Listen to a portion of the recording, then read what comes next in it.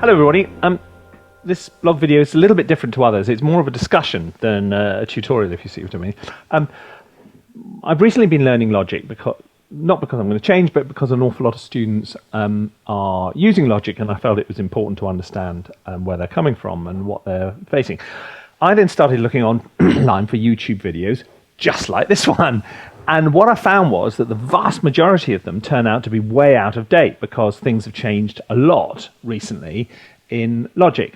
For example, when it comes to creating a multi-instrument, there's some excellent tutorials explaining how you go into the environment and create a multi-instrument, then you create an instrument, and then you none of this seems to make sense anymore. You don't have to do that because all the disadvantages of creating a multi-timbral instrument like this one, because in the old days, if you did this and just created a multi-timbral instrument, you had an absolute car crash when it came to controllers and all kinds of things.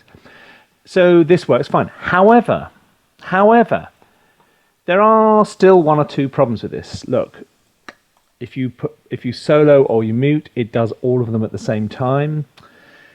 There's one or two other bits and pieces which are a little bit unwieldy. You can use the on-off button to turn them on and off like that, and that's all fine. And they will bounce in place, but you can't use freeze. Also, check this. Okay, we've got 6 channels there. Go into the mixer. There's just one. I can't find a way of getting those extra MIDI channels, the instrument channels, to come up inside the mixer. So then it dawned on me, why are we using a multi-instrument, therefore?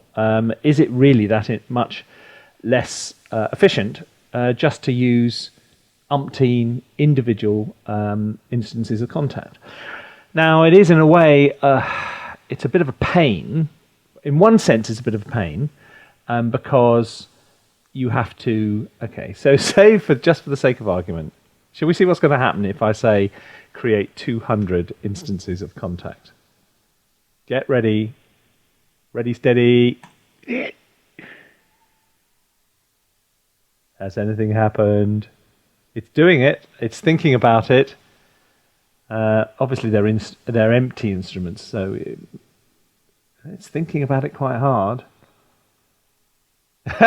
Roll of drums, and it's done it. Okay. 200 instances of contact coming up. Okay. And it's not absolutely falling over, is it? I mean, this is a 12-core Mac, so it should be quite up there. CPU, see all the other things I've got running. Where is it? Logic Pro. Okay, CPU 4. It's not. Now it seems to have calmed down. It's down to 19. Mind you, these are empty, and it's using 14 gigabytes of RAM for some reason. Okay, it does use quite. Look. I'm trying to work out why you would want to do a multi-instrument rather than do that. Because this way, also, you can't freeze a multi-instrument. You can freeze this if you configure the track header and you go in there and click that. So you've got the on-off button, you've got that. Then you can freeze them. You can see them in the mixer, or you don't have any controller problems. So I can't quite see a reason why you wouldn't want to do that, to be honest. There are one or two other sort of weirdnesses which happen, which I think you probably will get right. If you call this something, yeah, it's fine. There are some strange things about naming conventions when you go back and forth between the mixer and the track. Whereas again, if you're having them as individuals, look, they're both called the same. I change the name there, it changes there. I change the name there, it changes there.